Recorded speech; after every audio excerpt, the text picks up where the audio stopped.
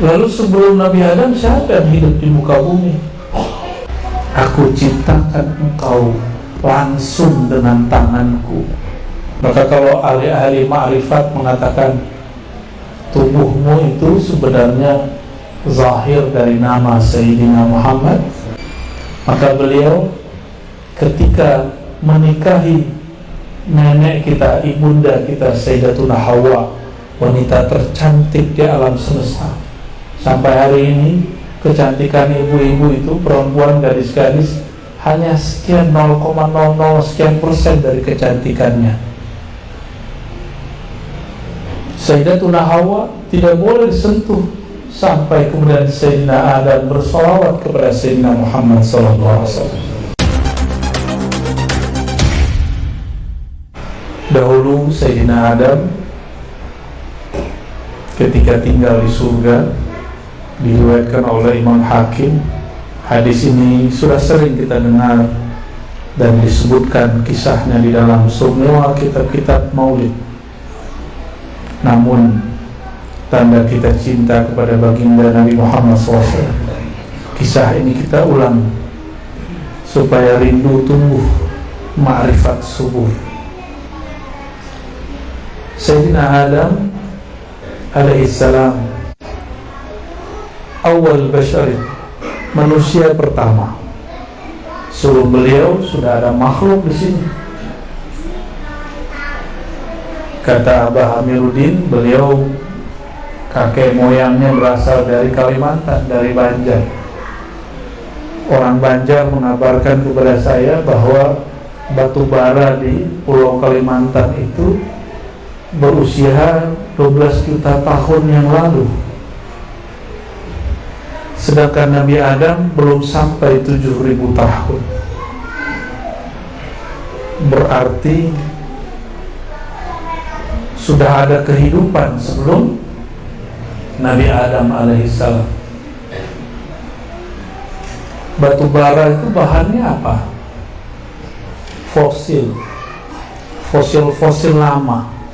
Bisa hewan, bisa tumbuhan. Makanya batu-batu mulia, batu-batu berharga yang bagus dipakai untuk cincin pun yang terbaik salah satunya di Pulau Kalimantan. Kalau di Pulau Sumatera ini batu baranya lebih mudah. Makanya ahli-ahli geologi, ahli bumi mengatakan bahwa Sumatera ini tanahnya lain dengan tanah Kalimantan. Dulu bersatu dengan wilayah lain lalu berpisah. Lalu sebelum Nabi Adam, siapa yang hidup di muka bumi? Itulah yang disebut manusia pra sejarah. Namun sayang,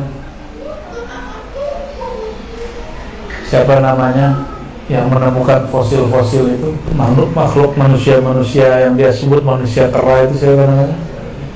Darwin. Ingat ya, berarti semuanya belajar ya.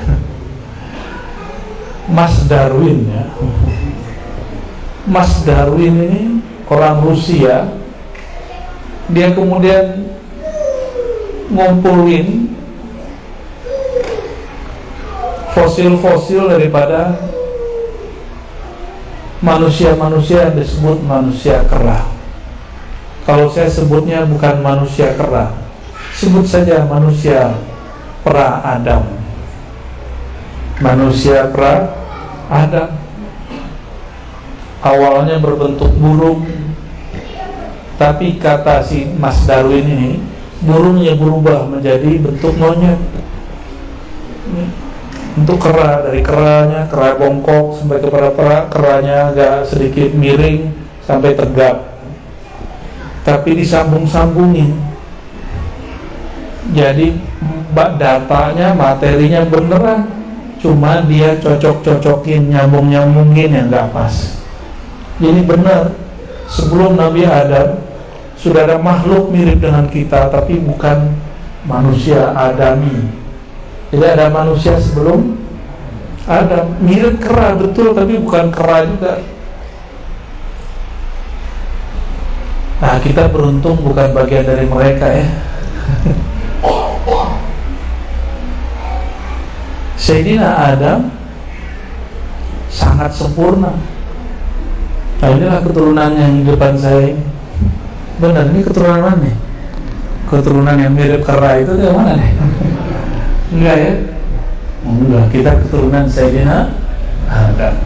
Cuma orang ada yang mencukupkan pengetahuannya sampai Nabi Adam, tidak mau membahas lebih panjang. Padahal tadi berapa umur batu bara? Sekitar 12 juta ribu tahun. Saya nggak tahu itu berapa, tuh hitung. Itu baru satu informasi, baru salah satu jenis batu bara. Mungkin ada yang lebih tua.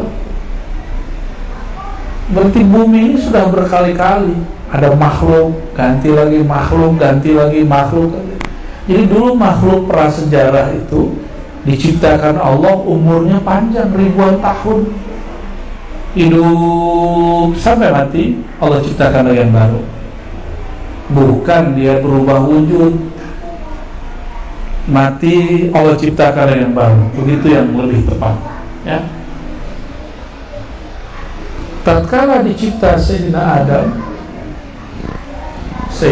Adam ini dicipta dari 4 unsur, tapi yang dominan, pembalut semua unsur itu, penyatu semua unsur itu adalah unsur tanah.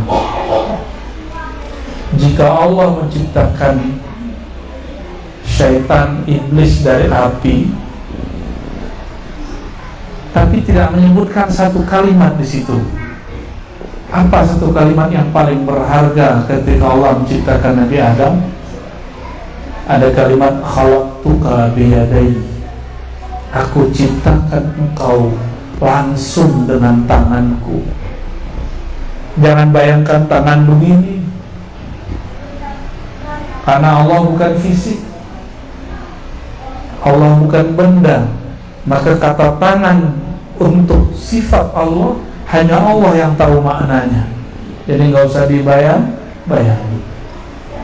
Saya pernah bertamu kepada seorang yang lumayan berkelas lah secara ekonomi dan politik, tapi sangat humble, menyajikan sesuatu terus dia ngomong, ini langsung buatan saya, Buya. Ini langsung buatan saya. Dia punya asisten, tapi bukan asisten yang buat. Dia langsung mengatakan, ini buatan saya langsung. Itu maksudnya apa? Penghormatan. Ini yang tidak diberikan kepada Azazil alias iblis. Jadi tubuh Sayyidina Adam dicipta dengan apa? Langsung dengan campur tangan Allah Subhanahu wa ta'ala. Kalau sudah faham bahwa Allah bukanlah benda, sebutlah tangan, tidak masalah, karena dia bukan benda, bukan fisik. Itulah sentuhan, itulah jadinya kita ini. Jadi tubuh ini mulia sekali. Walaupun hidungnya maju ke belakang ya, jerawatnya banyak, kulitnya mateng-mateng seperti sawo, tapi ini sentuhan Allah SWT. Orang barat berjemur di pantai Bali supaya apa? Biar sawo kayak kita. Kita suntik-suntik pakai botok biar putih pucat. Tapi urusan orang-orang lah ya. Di Prancis perempuan-perempuannya nggak terlalu tinggi, tapi hidungnya terbangir, hidungnya terlalu maju. Tapi bukan kayak Pinocchio. Di Korea Selatan kulitnya putih-putih, gadis-gadisnya, tapi hidungnya lebar-lebar. Mereka pengen hidung seperti orang Eropa. Diapain? Dipermak. Sama, yang di Prancis ngurangin, yang di Korea majuin. Kita nggak usah ya. ini sudah sempurna untuk kita. Bentuk ini sudah sempurna untuk kita, jadi nggak usah diapa-apain. Ternyata Allah menciptakan dan menyebutkan kata tangan. Disitulah Allah Subhanahu wa Ta'ala mengambil huruf-huruf dari Nabi Muhammad SAW.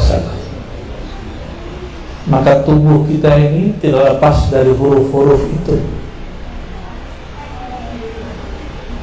Maka kalau ahli-ahli ma'rifat mengatakan tubuhmu itu sebenarnya zahir dari nama Sayyidina Muhammad sallallahu alaihi wasallam. Maka Sayyidina Adam dicipta sempurna. Ketika melirik ke atas terlihatlah arsy.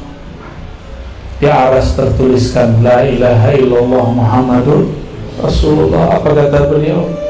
Tidak mungkin nama setelah Allah kecuali nama makhluk paling mulia.